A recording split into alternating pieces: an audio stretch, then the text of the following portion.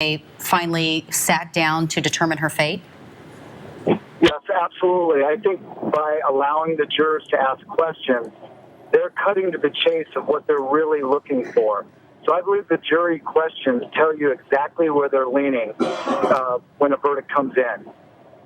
David, let me ask you, some people were very surprised that the jury in this case was not sequestered, especially with the length of the trial and the intense media coverage.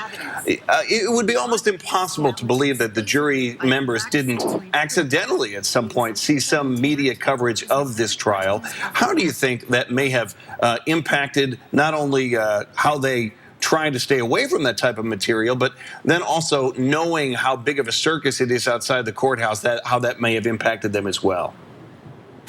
Well, I think absolutely the jury should do their duty and not watch the media, but it is almost impossible as you're flicking through the channels.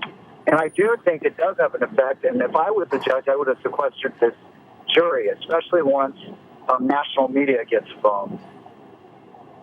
Okay, and I want to get back to what you said just a moment ago about those questions that the members of the jury asked of the witnesses being kind of a telltale sign of which way they might be leaning. How did you read their questions as a prediction of today's verdict?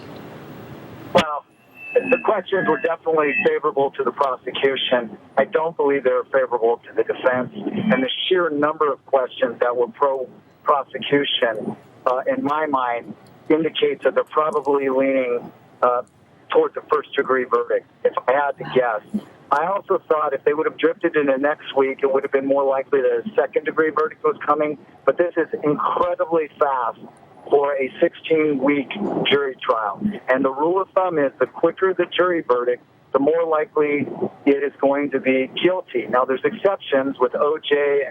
and Casey Anthony. Casey Anthony was another one, yeah. So I think I would not be shocked if they came back with first degree, and then it goes into the penalty phase from there. Juan Martinez, the prosecutor in this case, had a very different style than the defense attorney. It was very aggressive. Yeah. Especially early on in the trial. Sometimes the questioning was even somewhat bizarre as we got into Snow White questions with the domestic violence expert. But how do you think that his style and his aggressive style played not only to everyone who's watching this case at home, but to the jurors specifically? Well, I think his aggressive style plays well to the people watching at home, because that's the Nancy Grace style of questioning, where he's just attacked. The reality is when you're on